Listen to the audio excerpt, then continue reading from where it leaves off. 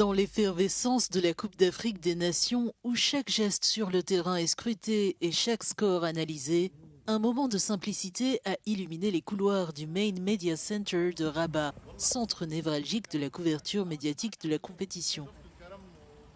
Après un point presse d'avant-match, Sami Trabelsi, sélectionneur de la Tunisie, avait été invité par un agent de sécurité marocain à partager un délicieux repas traditionnel de cette région du Maroc. Trabelsi avait poliment décliné, mais la chaleur de l'invitation est restée gravée dans sa mémoire.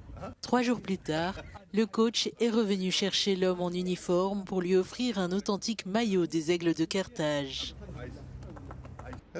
Au final, ce qui reste dans la vie, ce ne sont pas les matchs, car on les oublie, mais on garde l'affection et la reconnaissance des gens. Ce que nous vivons au Maroc est exceptionnel. Nous n'éprouvons pas la sensation d'être dans un pays étranger, mais celle d'être presque chez nous.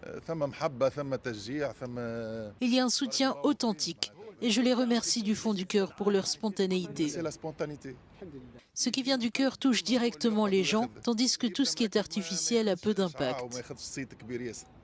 Trabelsi a spécifiquement offert à l'agent de sécurité le maillot numéro 5, celui que porte Mohamed Ali Benromdan au sein de l'équipe tunisienne.